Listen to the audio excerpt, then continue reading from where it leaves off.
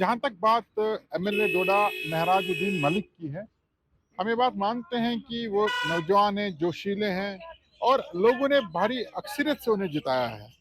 लेकिन यहाँ पर एक बात समझने वाली है, आप एमएलए तो बन जाते हैं, लोगों का काम है आपको एमएलए बनाना, आप एमएलए तो बन चुके हैं, लेकिन अब आपका जो काम है लोगों की तर्जुमानी करना, लोगों के जज्बात, उनके एहसासात की सही मायने में तर्जुमानी करने के साथ साथ इलाके में तामीर और तरक्की के हवाले से काम करना, लोगों के जो मसाइल हैं, लोगों की जो मुश्किलात हैं, उनके अजाले के लिए काम करना, ऐसा कुछ देखा नहीं गया है। असेंबली में हमने देखा कि वो अक्सर चीखते चिल्लाते हैं, दूसरों पर कीचड़ उछालते हैं।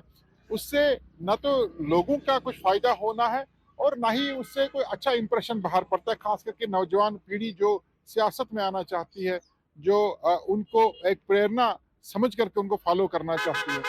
हालांकि जहाँ तक ताल्लुक उस महराजुद्दीन मलिक की तरफ से मरहूम मुफ्ती मोहम्मद सईद साहब के हवाले से जो उन्होंने बात की, बहैसियत पार्टी कारकुनान ही नहीं बल्कि जम्मू कश्मीर के एक शहरी होने के नाते हम इस बात को तस्लीम करते हैं कि मुफ्ती मोहम्मद सईद साहब ने जम्मू कश्मीर में जो अमन और खुशहाली का दौर लाया, जो उन्होंने यहाँ तामीर और तरक्की का काम किया, जो उन्होंने लोगों को राहत दी, जम्मू कश्मीर को जिस दलदल से बाहर निकाला, यहाँ अमन की बहाली को यकीनी बनाया, उसे अब कभी फरामोश नहीं कर सकते हैं। और ऐसे अजीम शख्स पर, एक ऐसी इतनी बड़ी सियासी शख्सियत पर कीचड़ उछालने से महराजुद्दीन मलिक को कुछ हासिल तो नहीं होगा, बल्कि इसके बरकस उनकी जो छवि है या उन्हें जो लोग फॉलो करते हैं उन्हें भी ठेस पहुंची है। ना सिर्फ पीडीपी के वर्करान में, ना सिर्फ जम्मू कश्मीर के लोगों में, बल्कि जो उन्हें फॉलो करते हैं, जिन्होंने वोट किया है, वो भी कहीं ना कहीं इस बात से खफा है कि कम से कम अगर बात भी करनी है, असेंबली में करनी है, असेंबली के बाहर करनी है, मीडिया के सामने करनी है, तो एक मर्यादा में रह करके बात करनी होगी। ये हमें दीन भी सिखाता है, ये इंसान का इखलाक इस बात से दर्शाता है। लिहाजा मेरी ये गुजारिश रहेगी, बल्कि एक मशवरा रहेगा एमएलए डोडा महराजुद्दीन मलिक साहब से कि आपको लोगों ने असेंबली में अपने मसाइल के अजाले के लिए चुना है। आप नौजवान हैं, जोशील हैं, नौजवान नस्ल आपको फॉलो करते हैं, लिहाजा आप में वो इस्तकामत,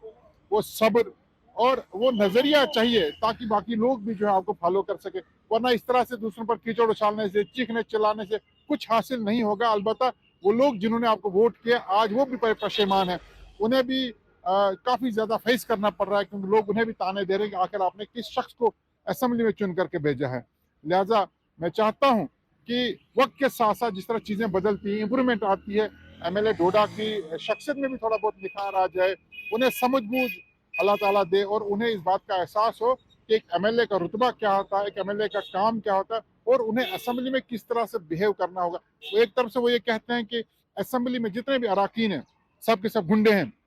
गुंडागर्दी करते हैं, तो जो उनका जवाब है उससे तो यही लगता है कि सबसे बड़े गुंडे तो वही हैं। अगर उनको लगता है कि असेंबली में बाकी अराकीन गुंडागर्दी करते हैं तो वो सिविलाइज्ड बन करके दिखाएं। अगर वो कहते हैं बाकी लोग अनपढ़ हैं, सब अनपढ़ चुन करके आते हैं, तो वो ये इस बात का मुजाहरा करें वो तालीम याफ्ता हैं। इस तरह से इन जिस तरह की हरकत वो करते हैं, इससे ना तो ऐसा लगता है कि वो पढ़े लिखे हैं, ना ऐसा लगता है कि उन्हें अच्छी तरबियत मिली है, बल्कि हम उम्मीद करते हैं कि मुस्तकबिल में वो इस तरह की बात ना दोहराएं। वरना ये सिर्फ उनके लिए नहीं बल्कि पूरा जिला डोडा और खासकर डोडा असेंबली हल्के के लोगों के लिए काफी शर्म की बात